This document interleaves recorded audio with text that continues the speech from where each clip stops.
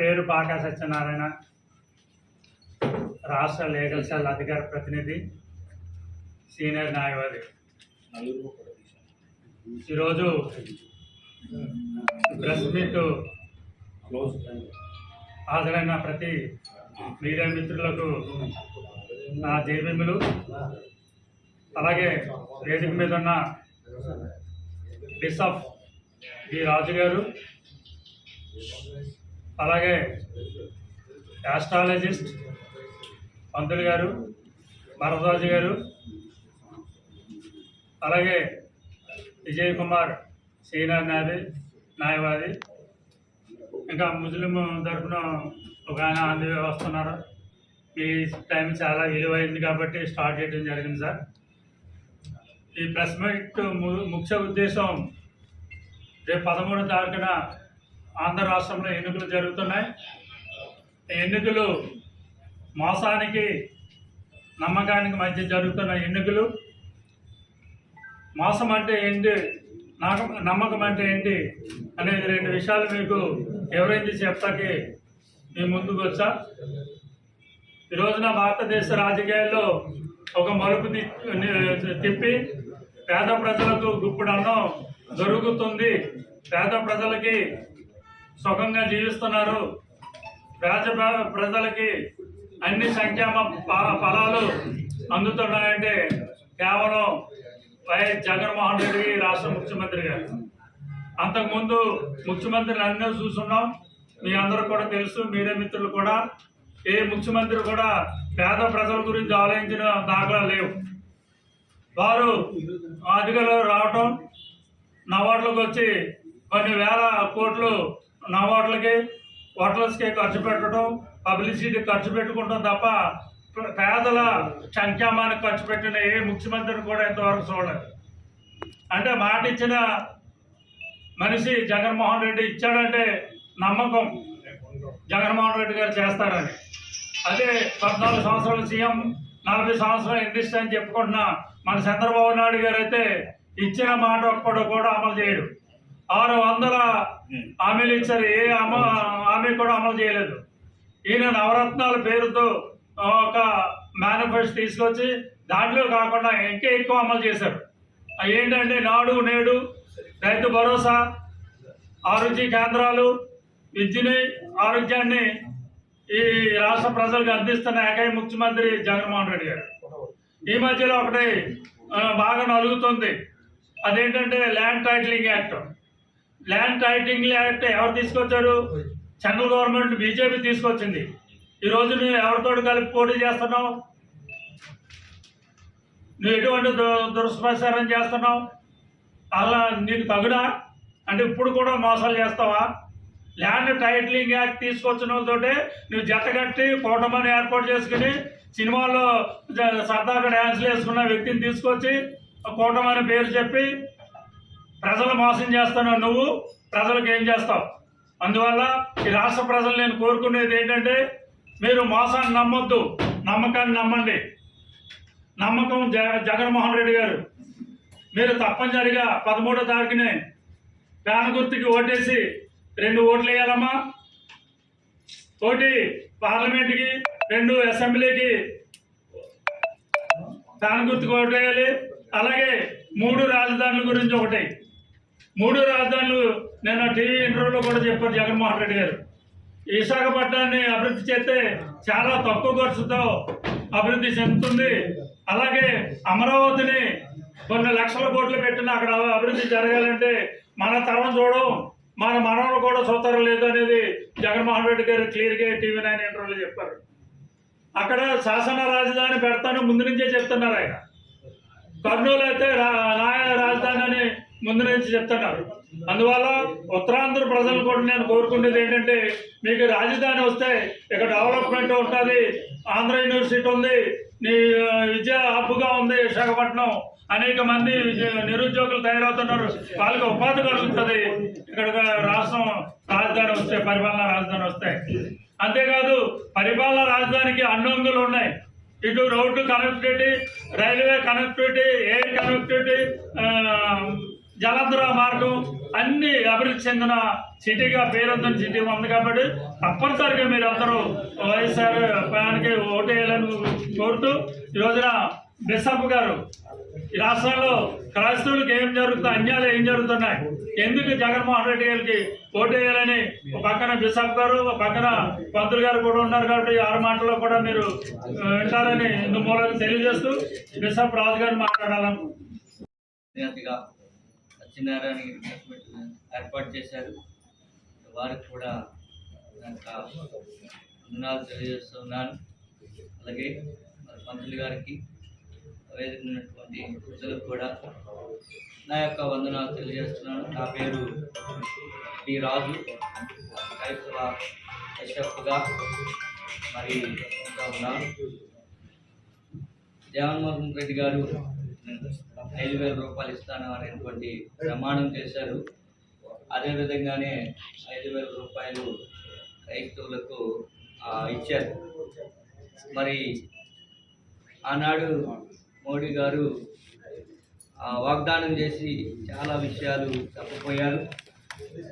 మణిపూర్ సంఘటన తీసుకున్నట్లయితే మణిపూర్లో మరి చాలా ఓటుపోతున్నటువంటి విధానాన్ని మేము క్రైస్తవులుగా ఖండిస్తున్నాం. ఎందుకంటే అక్కడ చాలా బీభత్సమైనటువంటి విధానాన్ని తీసుకొచ్చారు. మేము అక్కడ వెళ్ళి చూడడం జరిగింది. చూసినప్పుడు వారి యొక్క దుస్థితి చాలా దయనీయంగా మారిపోయింది. కనీసం పట్టించుకున్నటువంటి నాదుడు మరి అక్కడ లేనటువంటి విధానాన్ని చూసాం. మరి నిజంగా అప్పుడు గవర్నమెంట్కి మేము విజ్ఞప్తి చేసినప్పుడు కూడా మోడీ గవర్నమెంట్లో మణిపూర్ విషయంలో అసలే స్పందించలేనటువంటి విధంగా మరి చాలా నిష్పూర్ణమైన స్థితిలో దయనీయమైన స్థితిలో దాన్ని వదిలేసినటువంటి విధానాన్ని మేము ఖండించాం. క్రైస్తవులుగా మేము ఇప్పుడు ఒకటే మాట చెప్తున్నాం. మరి ఎవరు కూడా మరి క్రైస్తవ యొక్క సమాజానికి చెప్తున్నది ఏంటంటే న్యాయమైనది ఏదో దాన్ని చూసి లోటేయాలని మనం చేస్తూ ఉన్నాను. న్యాయంగా పోరాటం చేస్తున్నటువంటి క్రైస్తవులకు పోరాటంగా నిలిచినటువంటి వ్యక్తి ఎవరంటే జగన్మోహన్ రెడ్డి గారు. కాబట్టి వారికి లోటేసి మరి రానున్న రోజులు క్రైస్తవం యొక్క విధానాన్ని లేకపోతే చర్చిలకి కట్టించడానికి కోసం అవనవ్వండి, లేకపోతే క్రైస్తవులని ముందుకు నడిపించడానికి అవనవ్వండి, ముందుండి నడిపించినటువంటి నాయకులు కాబట్టి వారికి మీరు ఓటు వేసి మరి గెలిపించాలని మరి కోరుతూ ఉన్నాం. ఇంకనూ కూడా క్రైస్తవులు ఇప్పుడు మేల్కోవాలని మనం చేస్తూ ఉన్నాం.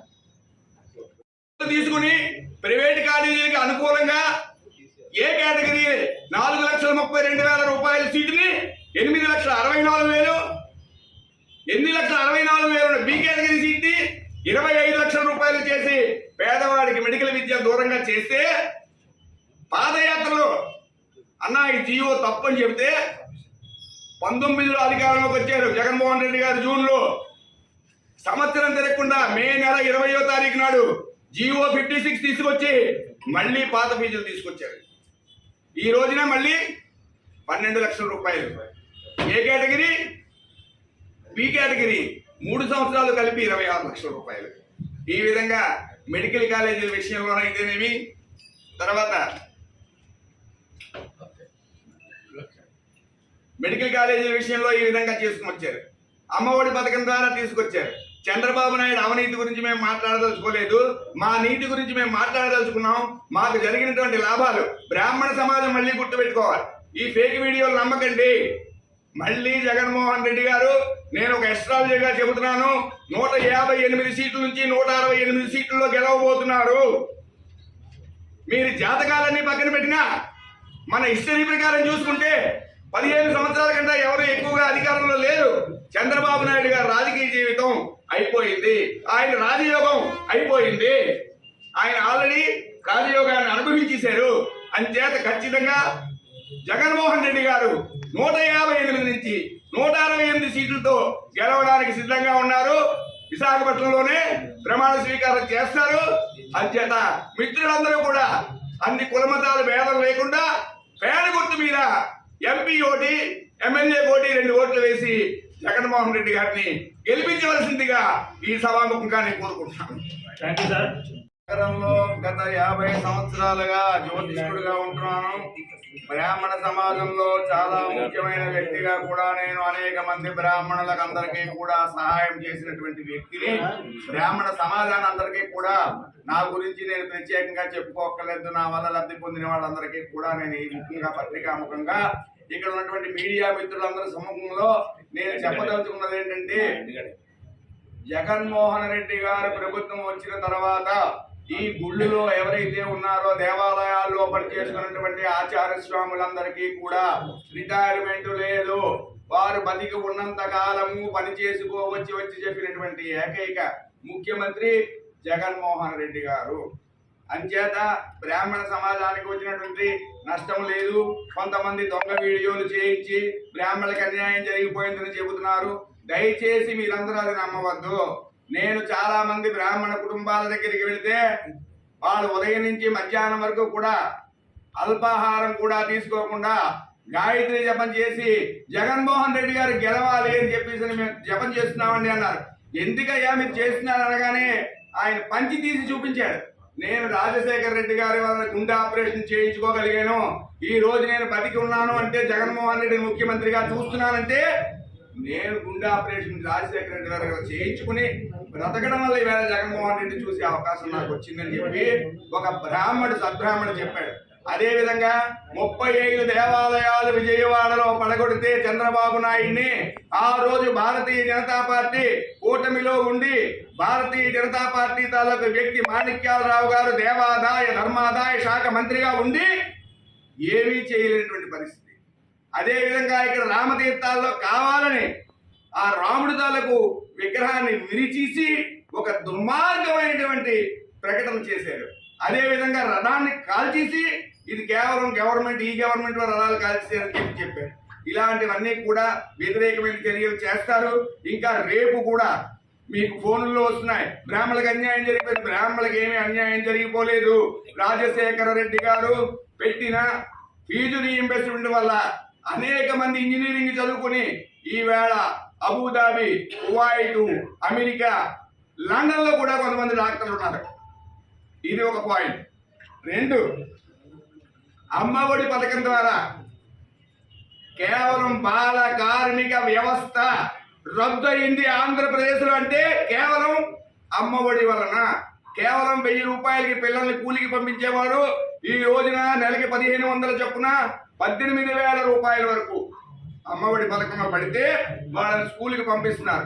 ఈవేళ టీ కొట్లో కానీ మెకానిక్ షాప్ లో కానీ ఎక్కడా కూడా బాల కార్మికులు లేరు.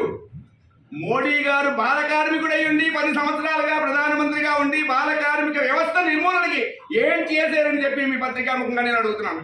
ఈవేళ ఉత్తరప్రదేశ్ లో చూస్తే టీ షాపుల్లో కుర్రాళ్ళు పనిచేస్తున్నారు.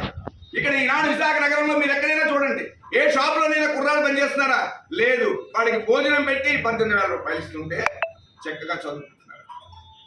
అదే విధంగా ముఖ్యమైనటువంటి విషయం ఏమండి, ఫీజు రీయింబర్స్మెంట్ వలన పేద బ్రాహ్మణులు చదువుతున్నారు చెప్పాం.